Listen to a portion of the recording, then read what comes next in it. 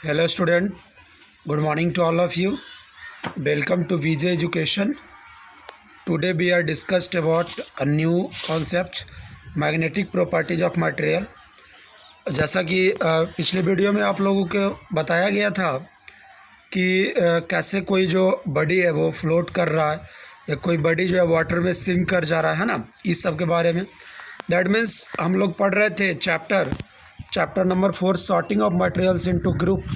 उसी का आज बस फर्दर डिस्कशन है। और नेक्स्ट प्रॉपर्टीज है आपका मैग्नेटिक प्रॉपर्टीज। कहता on the basis of magnetic properties materials are classified as.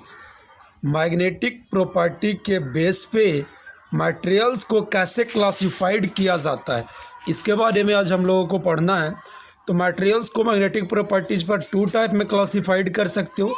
एक होता है आपका मैग्नेटिक सबस्टेंस और एक होता है non magnetic substance. Magnetic substance किसको बोला जाएगा? तो that materials which are attracted to a magnet, जो किसी मैग्नेट से अट्रैक्ट हो रहा है, are called magnetic materials. That means that material which show magnetic properties. Magnetic properties का मतलब क्या हुआ कि मैग्नेटिक मटेरियल से या तो अट्रैक्ट कर रहा है, समझ रहे हो, या रिपेल कर रहा है। तो इस केस में उसको हम लोग क्या कहेंगे? Magnetic materials. As for example iron metal जो आपका है, steel, iron and non metal carbon का जो दैट मीन्स एलॉय होता है वो हुआ। निकल भी आयरन के जैसा ही क्या शो करता है? Magnetic properties as well as cobalt. Non magnetic की अगर बात की जाए तो कहा जा रहा है that materials which are not attracted towards magnet, जो कि मैग्नेट के टुवर्ड्स में मैग्नेट की ओर आकर्षित नहीं होता है, उसको हम लोग क्या कहेंगे? Non magnetic material. As for example की अगर बात की जाए तो आपका एल्यूमिनियम हो गया, है ना, गोल्ड हो गया, वुड हो गया, प्लास्टिक, etc। कुछ आपके पास मेटल्स भी हैं, वो क्या होते हैं? Non magnetic. तो आप नेक्स्ट एक तरह से आप इसका एप्लीकेशन समझ लीजिए कि magnetic properties of iron is used. Iron के पास जो मैग्नेटिक प्रॉपर्टीज है उसका यूज़ हम लोग करते हैं डोर्स समझ रहे हो, दरवाजे में, of Admirals and refrigerator and various electronic devices. बहुत सारा इलेक्ट्रॉनिक डिवाइसेस का हम लोग यूज़ करते हैं जिसमें किसका यूज़ किया हुआ रहता है? आयरन का। क्यों? क्योंकि आयरन जो है वो मैग्नेटिक प्रॉपर्टी शो करता है। क्लियर है? नेक्स्ट जो आपका प्रॉपर्टीज है वो है conduction of heat. Next properties क्या है प्यारे स्टूडेंट?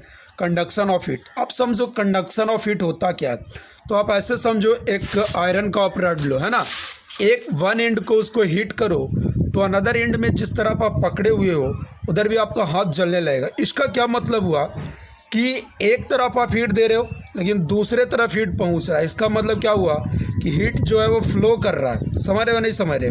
मतलब वो जो आप चीज़ मटेरियल्स पकड़े हुए हो वो क्या है? गुड कंडक्टर है। समझ में आ रहा है? मतलब उसके थ्रू कंडक्शन हो रहा है, तभी तो one end to another end क्या हो रहा है? हीट का ट्रांसफ़र हो रहा है। वही चीज़ लिखा गया है, it is the movement of heat. मतलब हीट का मूवमेंट कहाँ से कहाँ? तो from one object to another, एक ऑब्जेक्ट से दूसरे ऑब्जेक्ट की ओर। One that has different temperature, जिसका टेम्परेचर क्या होगा? डिफरेंट होगा। तो when they are touching each other, जब एक दूसरे को टच किया जाएगा तो क्या होगा कि डिफरेंट टेम्परेचर रखने वाले दो ऑब्जेक्ट के बीच हीट का मूवमेंट होगा। उसी प्रॉपर्टीज़ को क्या कहेंगे? Conduction of heat. जैसे यहाँ पे दिखाया भी आपको गया है एग्जाम्पल ऑफ मैग्नेटिक मटेरियल्स, जैसे मेटल्स हुआ आपके पास, ये निकल का नाइफ हो गया, कोबाल्ट का कॉइन हुआ, स्टील स्पून हुआ, आयरन का नेल हुआ, है ना, स्टील पेपर क्लिप। समझ रहे हैं? ऐसे ही नॉन मैग्नेटिक मटेरियल का आगे एग्जांपल दिया, पेपर, ग्लास, प्लास्टिक, रबर, ये आपके पास वुड। ये सारा एग्जांपल किसका है? नॉन मैग्नेटिक मटेरियल्स का। अब हम लोग पढ़ रहे थे वही चीज़, कंडक्शन ऑफ हीट। तो on the basis of conduction of heat materials are classified as. Conduction of heat के बेस पे मटेरियल्स को आप 2 टाइप से क्लासीफाई कर सकते हो मेरे प्यारे स्टूडेंट। एक है आपका गुड कंडक्टर ऑफ हीट और एक है आपका बैड कंडक्टर ऑफ हीट। तो गुड कंडक्टर ऑफ हीट किसको कहेंगे? तो कहा जा रहा है दैट मटेरियल्स, वैसा मटेरियल, वैसा substance which allow heat to flow through them. वैसा मटेरियल जो अपने में से होकर हीट को आसानी से जाने देता है उसको क्या कहते हैं? गुड कंडक्टर ऑफ हीट या only conductor of heat. As for example metals, iron metals हुआ, कॉपर, एल्यूमिनियम, ये सब में क्या होगा?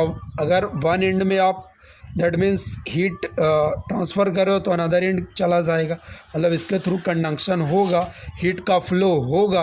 क्लियर है? नेक्स्ट आपका बैड कंडक्टर ऑफ हीट। ये क्या होता है? तो दैट मटेरियल्स, ऐसा material which do not allow, जो अलाउ नहीं करता है heat to flow through them, जो अपने में से हीट को जाने नहीं देता है, उसको हम लोग क्या कहते हैं? Bad conductor of heat. उसको क्या बोलते हैं? Bad conductor of heat. As for example paper, wood हो गया, प्लास्टिक हो गया, etc। क्लियर हुआ? नेक्स्ट आपके पास लिखा हुआ है यूटेंसिल। यूटेंसिल समझ रहे हो? जो आप कंटेनर यूज़ कर रहे हो, आप देखते हो केप्ट इन किचन, जो किचन में रखा हुआ रहता है, और usually made up of metals. बहुत जनरली मेटल्स का ही बना होता है, लेकिन उसका जो हैंडल्स है ना, वो मेटल्स का क्यों नहीं बना होता है? क्योंकि एक्चुअली होता क्या है कि मेटल्स को इसलिए बनाया जाता, सॉरी, मेटल्स के दैट मीन्स कम्बिनेशन से इसलिए बनाया जाता है यूटेंसिल को, ताकि कंडक्शन ऑफ हीट के कारण उसके अंदर जो भी आप खाना बना रहे हो वो पक सके। लेकिन उसको होल्ड करने के लिए आपके पास हैंडल होता है।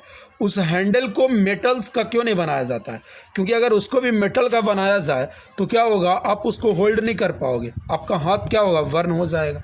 तो इसीलिए हैंडल्स को बनाया जाता है। तो लिखा हुआ handles are made up of plastic और वुड। हैंडल को कैसे बनाया जाता है? या तो प्लास्टिक का बनाया जाता है या तो वुड का बनाया जाता है ना।